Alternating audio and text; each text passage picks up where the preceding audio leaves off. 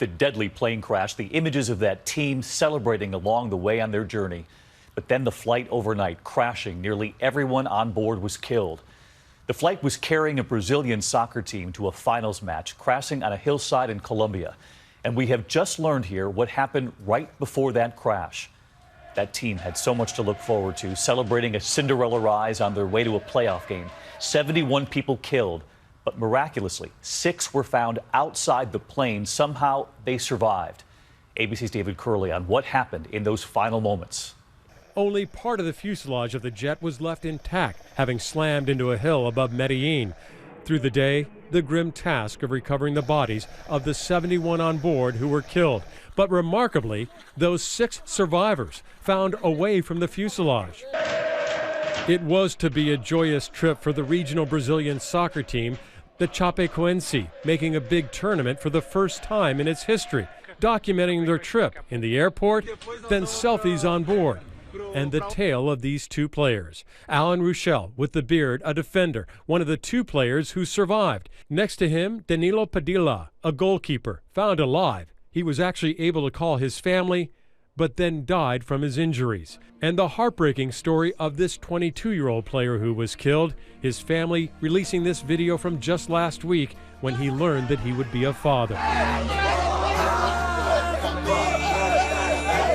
In their hometown, fans stunned by the loss. The jet, a British Aerospace 146, was owned by a charter company. It's often used to get into difficult airports, which Medellin is. ABC consultant Steve Ganyard has flown into that airport. Even in the daytime, it's a very sporty place because not only do you have this very rugged terrain, but there's oftentimes weather. On the last leg of its flight, nearly 5 hours from Bolivia, the short-haul jet starts circling around Medellin in bad weather.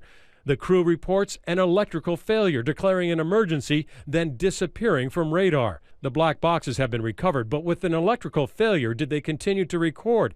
And did the crew have enough navigational instruments? If you're on battery power, you don't know where you are. In this case, when you throw weather, nighttime, high terrain, and no navigation, it's a recipe for disaster. Colombian authorities say the tail hit the top of a mountain, with the rest of the jet sliding down the other side.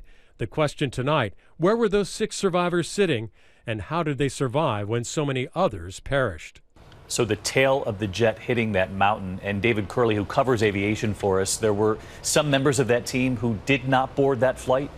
2 members, actually, David, because of injuries, stayed home and were dejected. They were in the locker room today, having lost the majority of their team. Also, the coach's son was supposed to be on the plane. He forgot his passport. He, too, survives. Really a hole in that community in Brazil tonight. Yeah, just a horrible picture there of those 2 team members learning of the news. David, thank you.